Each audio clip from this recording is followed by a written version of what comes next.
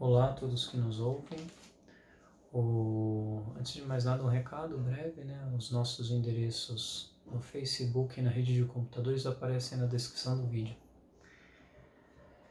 A gente está impedido aí de gravar os programas ao vivo das quartas-feiras, como tinham se tornado tradicionais, e a gente pretende retomar na semana que vem, porque o nosso equipamento teve problema, então a gente está substituindo para melhorar a qualidade dos vídeos, especialmente, sobretudo, a qualidade do áudio. É uma preocupação que não é meramente acessória, né? O público que eventualmente poderia assistir ao vídeo, quando tem alguma dificuldade para ouvir o que é dito, ou quando não consegue entender direito o conteúdo da exposição, uma grande parte das pessoas que poderiam eventualmente assistir aos nossos vídeos deixam de assistir, então a gente entendeu que o melhor era corrigir e não dar continuidade aos vídeos que nós vínhamos gravando com uma qualidade de som bastante precária. Então, aqueles que forem assistir aos nossos vídeos ao vivo a partir daqui, saibam que a qualidade do som terá melhorado substancialmente a partir do próximo vídeo. Bom, tratar daquele assunto que de 2 em 2 anos se torna o assunto referência para um amplo setor da população, embora essa referência tenha se desgastado nos últimos anos, acentuadamente. Ainda assim, preciso sempre discutir e retomar algumas discussões que inclusive foram feitas já várias vezes no passado. Claro que eu me refiro ao processo eleitoral. Mais do que ao processo eleitoral, de uma maneira mais geral, a participação dos partidos de esquerda no processo eleitoral. Neste ano a gente teve aí uma surpresa e realmente esse comportamento que nós estamos vendo aqui nas emissoras de televisão, querendo restringir, especialmente da Rede Globo, a participação dos candidatos no debate, impondo aí o limite de 4 candidatos, pegou muita gente de surpresa, né? Porque, contrariando as regras eleitorais que já são bastante restritivas, mais restritivas do que nunca, o horário eleitoral ele encolheu significativamente e o período de campanha eleitoral tem sido encurtado progressivamente. Agora, com o pretexto aí da pandemia, foi encurtado ainda mais. Então nós temos menos tempo de campanha, horários eleitorais mais curtos, a participação de um número menor de partidos, e a Rede Globo de televisão tenta agora estabelecer um novo padrão para os debates eleitorais, restringindo o número de candidatos a 4. Quer dizer, estamos nos aproximando do modelo estadunidense de debate, em que participam apenas 2 candidatos e as regras vão sendo constantemente alteradas para impedir a participação de outros candidatos que tenham alguma projeção no cenário eleitoral estadunidense. Foi o que aconteceu nas últimas eleições presidenciais. Sempre se soube que havia uma regra tácita das emissoras de televisão, que lá nos Estados Unidos não são concessões públicas, né? O direito de transmissão e de posse de um canal, ele é comprado, e os grupos econômicos que compram transmitem aquilo que quiserem. Eles estabeleceram uma regra que autorizava esses canais de televisão a convidarem apenas os candidatos que tivessem mais de 10 pontos percentuais nas principais pesquisas eleitorais. No ano passado, o candidato liberal Gary Johnson figurava nas pesquisas eleitorais com mais de 10 pontos, e as emissoras de televisão subiram esse patamar mínimo de pontuação nas pesquisas eleitorais para 15%, e só chamariam os candidatos que tivessem mais de 15% em 3 ou 2 pesquisas consecutivas para participar dos debates. Claramente era uma manobra para impedir que o oligopólio Partido Republicano, Partido Democrata fosse ameaçado nos Estados Unidos. Aqui no Brasil, apesar de todos os indícios que apontam para um desejo geral da burguesia de estabelecer um bipartidarismo, né, durante algum tempo o centro da vida político-eleitoral brasileira esteve girando em torno do PSDB e do PT, apesar do PMDB ser um partido com maior número de deputados, vereadores em várias legislaturas, esse bipartidarismo ele fracassou completamente, e a intenção dos amplos setores aí da imprensa capitalista que discutem eleição e que em certa medida definem qual vai ser a configuração do processo eleitoral, eles têm apontado numa direção radicalmente diferente dessa, que é de excluir o partido de esquerda, um partido de esquerda qualquer, desse polo principal aí onde se agrupam os partidos políticos, excluir particularmente o Partido dos Trabalhadores. Você vê que uma breve digressão. Em quase todos os debates que foram realizados pela Rede Bandeirantes, os candidatos de direita se ocuparam, entre outras coisas, de atacar o Partido dos Trabalhadores. Nós vimos isso acontecer de maneira bastante evidente no debate de São Paulo. O Bruno Covas dirigiu várias das suas acusações nos seus momentos de fala. Estivesse se dirigindo ele ao candidato do PT, Gilmar Tato, ou outros candidatos, críticas ao Partido dos Trabalhadores e a administrações do Partido dos Trabalhadores na cidade de São Paulo. Isso aconteceu no debate de Campinas também.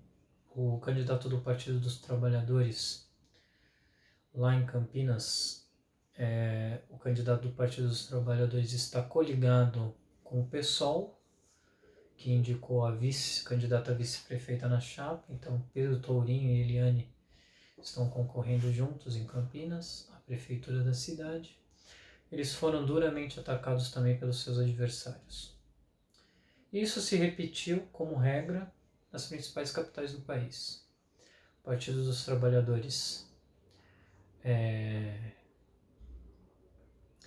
colocado à margem aí do processo eleitoral, e os partidos de direita tentam se aproveitar disso para conquistar um espaço que, a bem da verdade, ainda não lhes pertence, e as eleições de 2018 foram uma demonstração clara disso. Uma parte significativa do eleitorado, apesar de toda a campanha que foi feita contra o PT, votou no candidato do Partido dos Trabalhadores contra a direita. Não só no segundo turno, mas também no primeiro turno. Não era só uma reação contra o Bolsonaro, mas uma reação contra o regime político de conjunto e contra as críticas que vinham sendo feitas contra o PT, como se o PT fosse a causa principal de todas as agruras que se vivem no país. Há uma rejeição a essa tese clara. Essa rejeição se manifesta nas eleições, se manifesta num apoio persistente ao Partido dos Trabalhadores, mas se manifesta de maneiras muito variadas. Né? Um setor enorme da população que não aderiu ao golpe de Estado, que não está interessado nessa campanha de difamação feita pela direita, e que, ainda que não tenha simpatia pelo PT, está caminhando aceleradamente para uma posição antissistema. Bom, essa medida da Globo, a gente deve dizer claramente, de interditar a participação de candidatos que teriam por lei direito a ser convidado para os debates, é uma manobra antidemocrática, uma manobra que visa o estabelecimento de um regime ainda mais fechado do que o regime atual. E visa, como foi dito, afastar o Partido dos Trabalhadores da disputa das principais capitais. As pesquisas eleitorais elas ganham aí um papel protagonista nesse estratagema. Assim como nos Estados Unidos, os institutos de pesquisa passam a definir de maneira decisiva quem são os candidatos que serão apresentados como potenciais eleitos nas eleições que vierem a ser realizadas. Quer dizer, é uma evolução do regime político num sentido antipopular. A esquerda, diante de tudo isso, tem um comportamento que, embora ele se assuma como um comportamento crítico, o centro daquilo que se pode dizer como a estratégia política da esquerda é ignorar tudo isso, todos esses sinais, e dar uma importância decisiva ao processo eleitoral, apontando esse processo como uma alternativa para evitar que aquilo que tem sido a tônica dos últimos 2 governos federais se repita e se aprofunde no próximo período. A extinção de órgãos, entidades públicas, de fundações, como tem acontecido, como tem sido proposto em São Paulo, a substituição do funcionário efetivo pelo funcionário terceirizado, a consequente redução dos salários desses funcionários, a redução do orçamento público destinado a obras de infraestrutura, a prestação de serviços gratuitos à sociedade, a atendimento de saúde, a construção de escolas, a remuneração de professores, enfermeiros, auxiliares de enfermagem, funcionários responsáveis pela fiscalização do trânsito, etc. Bom, essa estratégia que aponta o processo eleitoral como uma possibilidade de reversão desse quadro, ela adquire, em geral, tons de fanatismo. Esse fanatismo, na verdade, é bastante compreensível na medida em que se vê que há um certo desespero daqueles que encaram as eleições como passíveis de serem vencidas pela esquerda e por um programa político decididamente de esquerda. Isso porque todos os indícios apontam para uma derrota avassaladora da esquerda nesse processo eleitoral.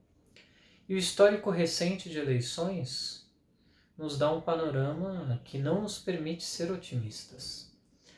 Ainda pior, mesmo quando as eleições são vencidas pela esquerda, não há nenhuma garantia de que o programa a ser implementado corresponda à expectativa dos apoiadores da base militante dessa esquerda. Muito pelo contrário. Mesmo quando há um conjunto de reformas sendo implementadas, como por exemplo no caso do Equador e do Brasil, com Rafael Correa e com Lula, essas reformas são consideradas insuficientes e uma parte da esquerda se desloca para a oposição ao governo, necessariamente, justamente para repercutir a voz de insatisfação das bases que eles dizem representar. E um fenômeno que se tornou trivial desde o começo da década passada, que é o de deposição desses governos de esquerda sumária, independentemente de maiores considerações a respeito do valor da democracia e do voto que elegeu esses administradores públicos ligados a partidos de esquerda. Tudo isso torna difícil fazer uma campanha que estabeleça como marco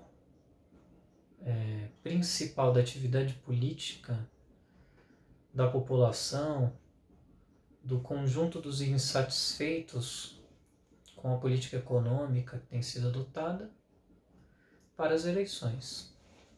Aqui em São Paulo, mais uma vez, retomando um assunto que nós já discutimos antes, essa fanatização ela chega a extremos.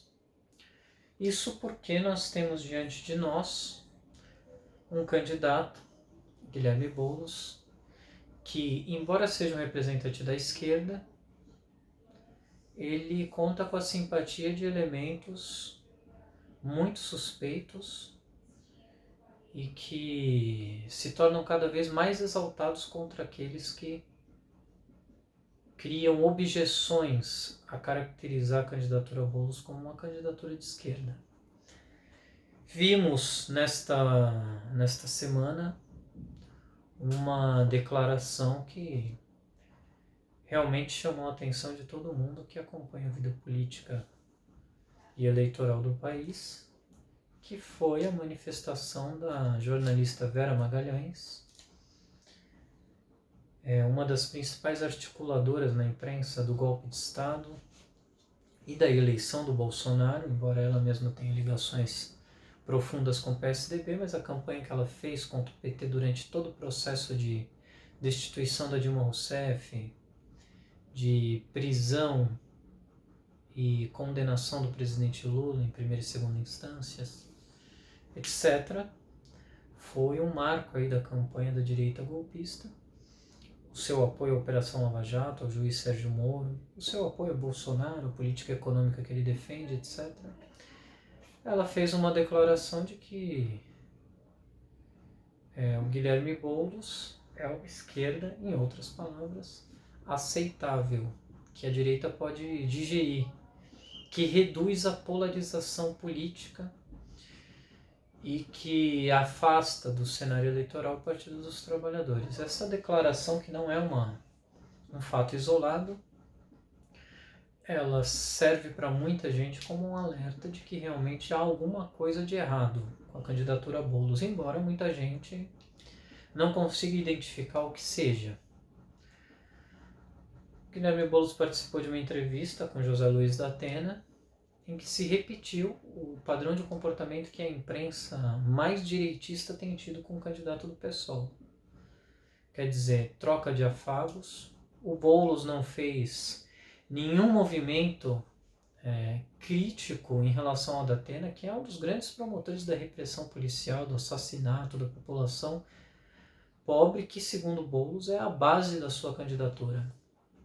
Não houve nenhum constrangimento da parte do Boulos de aceitar os elogios vindos do José Luiz da Atena e, em certa medida, de retribuir esses elogios de maneira indireta, subliminar, etc.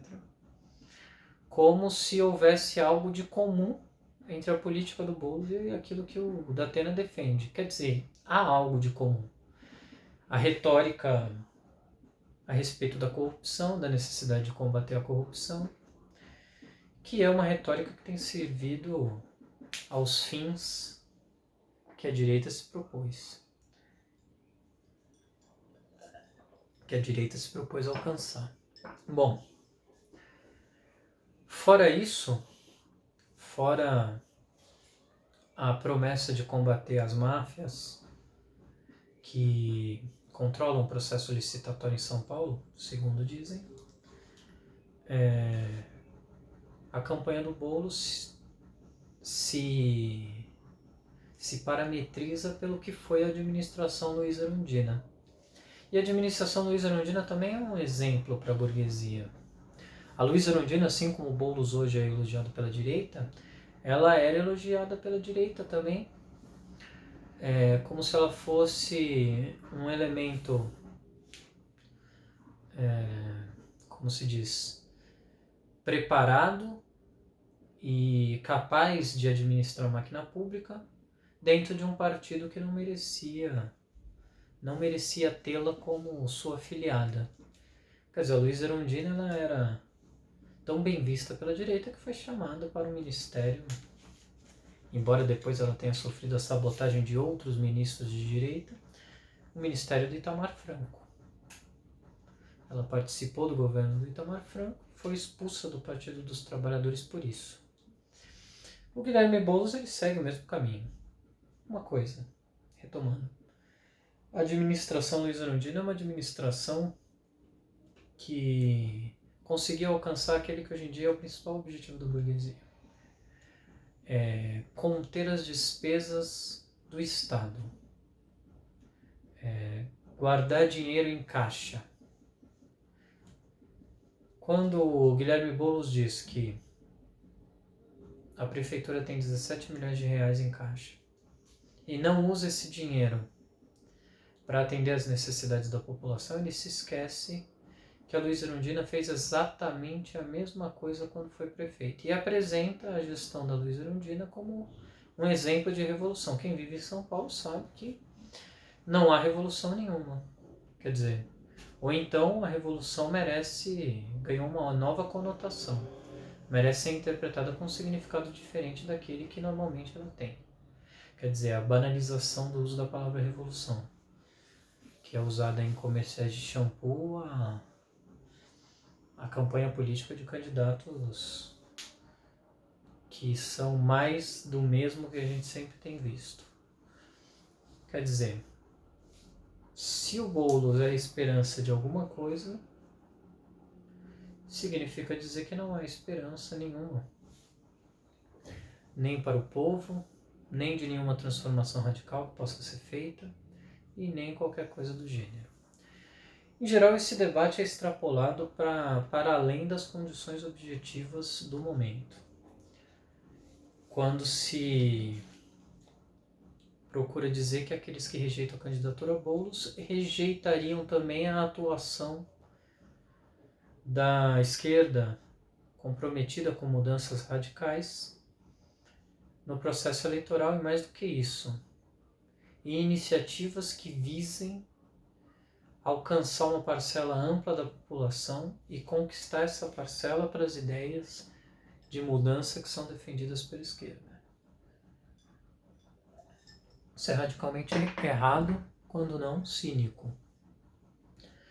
Na verdade, essas críticas contra o Boulos vêm de setores, como nós mesmos, do núcleo anarquista, que estivemos envolvidos em toda a campanha contra a destituição da presidenta Dilma Rousseff, contra a perseguição a Lula. Eu posso citar inclusive o nosso exemplo. Nós atuamos no Comitê Lula Livre USP Butantã, que foi fundado por iniciativa nossa, e o principal obstáculo a que nós participássemos da campanha enquanto categoria, porque esse comitê foi fundado na USP e tinha a participação principalmente de funcionários da USP.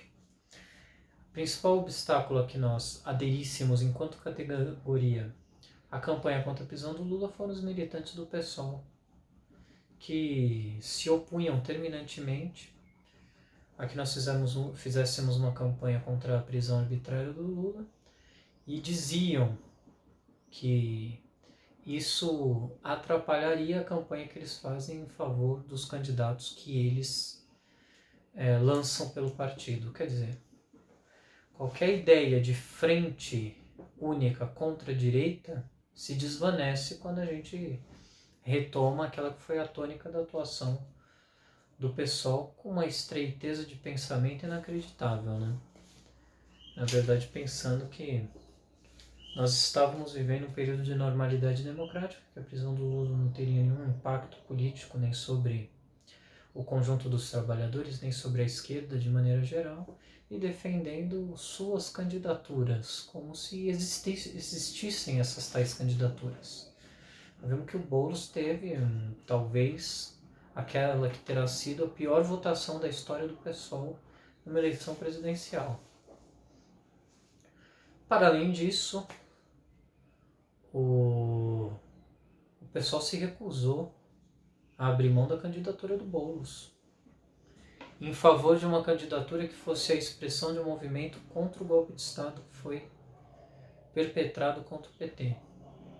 Quer dizer, o Boulos não abriu mão da sua candidatura.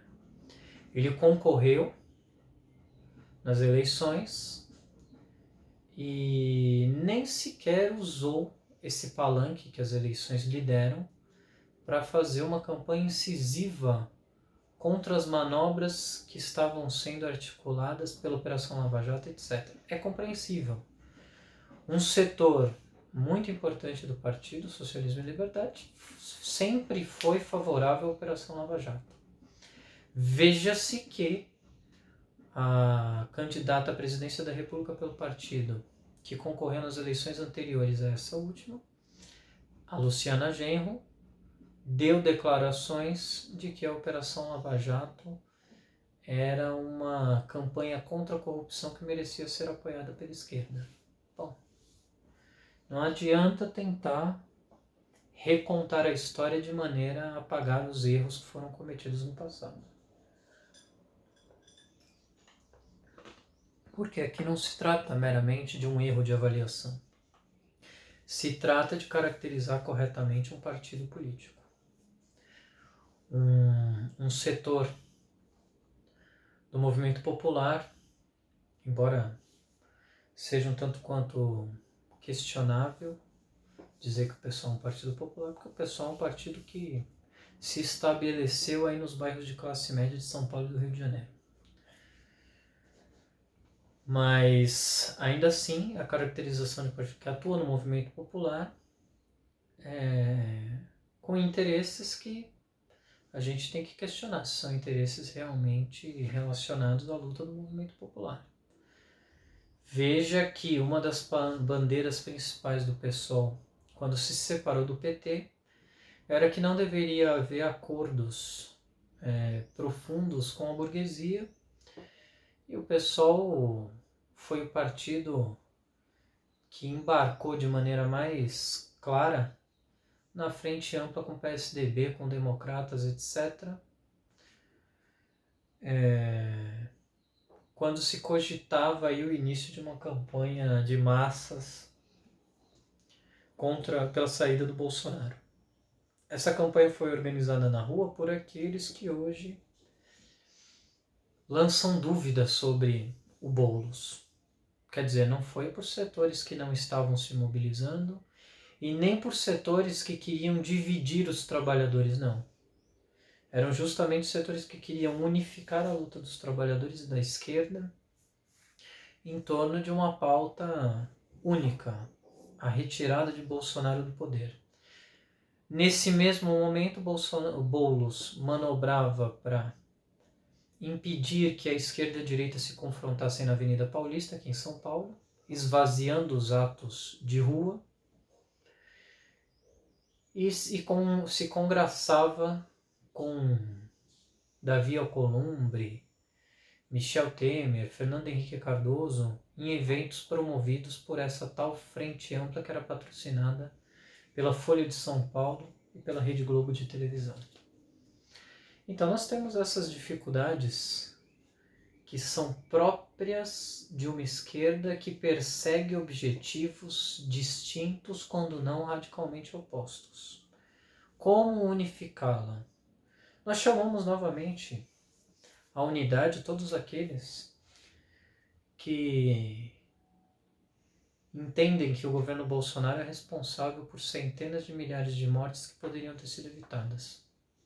Nós estamos chamando a unificar esse movimento. Vamos participar dos atos de rua que têm sido promovidos pelo Partido da Causa Operária. Vamos organizar novos atos que sejam convocados por um fórum de entidades que esteja disposta a lutar, a reverter a paralisia a qual essa própria esquerda se condenou.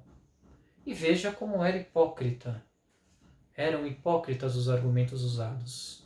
A esquerda dizia que não se podia sair às ruas para organizar atos que impedissem demissões, layoffs, etc., nas montadoras automotivas, nas indústrias de São José dos Campos, etc., na Embraer, aqui em São Paulo, na Volks, etc. Eles diziam isso, mas agora a gente vê os candidatos aí do PSOL, do PT, do MRT, abraçados aí com gente nas periferias da cidade pedindo voto, tirando foto de rosto colado com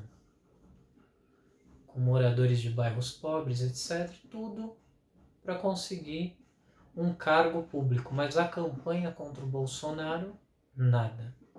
Nada se pode fazer. Não se pode fazer um ato decisivo, não se pode fazer um ato decisivo nas ruas que seja capaz de colocar em xeque o governo Bolsonaro, mas se pode pedir voto aí nos bairros suburbanos, entrando em contato com a população em geral. E aqui é uma falsificação do argumento, não porque o problema seja a pandemia, claro que não, porque a pandemia continua a se alastrar por aí. O vírus se alastra e a pandemia continua a encerrar a vida de milhares de pessoas. Aqui o problema é, esses setores da esquerda não querem mobilizar a população. Na melhor das hipóteses, eles acreditam, de maneira equivocada, que vão poder reverter o quadro político nacional em eleições municipais que são controladas por uma imprensa que faz de tudo para ocultar o debate político. Aqui em São Paulo, é claro, a Rede Globo de televisão tem uma preocupação particular com o debate, porque a possibilidade de que o PSDB não eleja o seu candidato é muito grande. E no Rio de Janeiro também corre-se esse risco. Apesar do Marcelo Freixo ter aberto mão da sua candidatura no Rio de Janeiro, e ele era o principal candidato da esquerda nessas eleições, talvez o principal candidato nessas eleições, ele abriu mão da sua candidatura num gesto incompreensível. E o Eduardo Paes pode eventualmente não se eleger.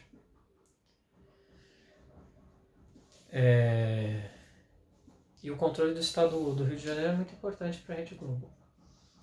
Bom, então, se apoiando também nessa demagogia de respeito à vida, de contenção da propagação da Covid-19, as grandes emissoras de televisão vão impedir que o debate político ocorra para preservar os seus candidatos, especialmente nas principais capitais.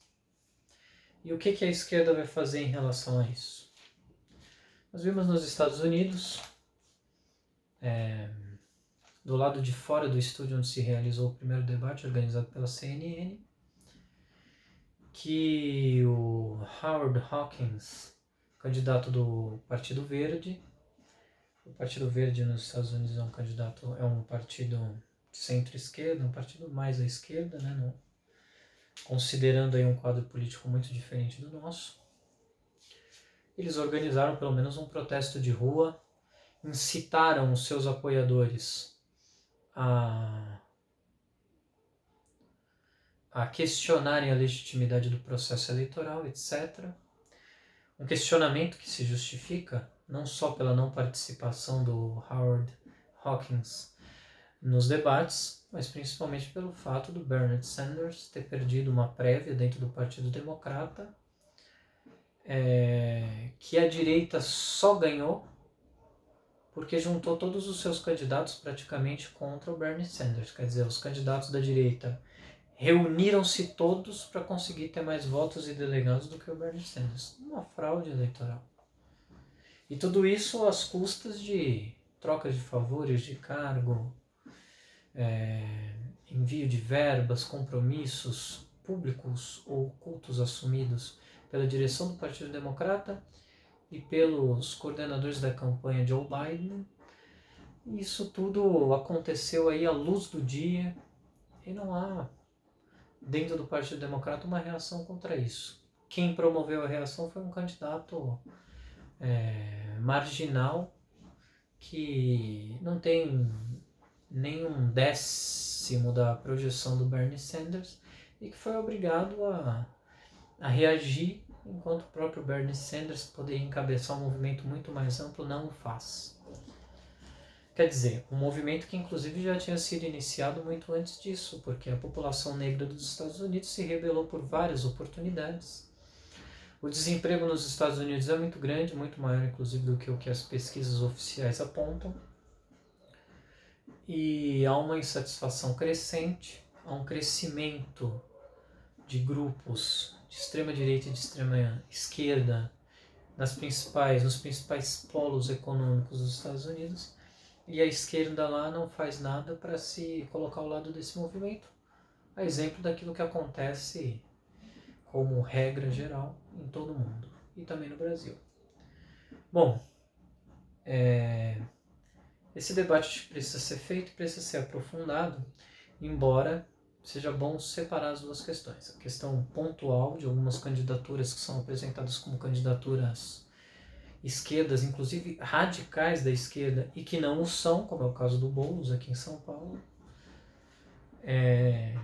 E outra questão é se nós devemos participar das eleições para fazer propaganda política em defesa de um programa definido.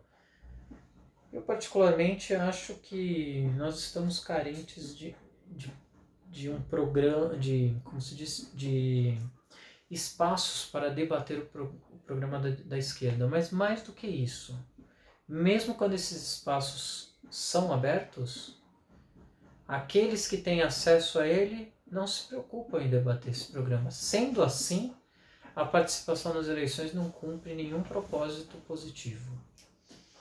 Se o comportamento da esquerda fosse radicalmente diferente em relação ao uso desses espaços, em relação à defesa de um programa, que seja realmente uma expressão daquilo que tem sido reivindicado pela população, então nós poderíamos conceber uma participação no processo eleitoral como uma continuação das lutas que se trava fora do processo eleitoral.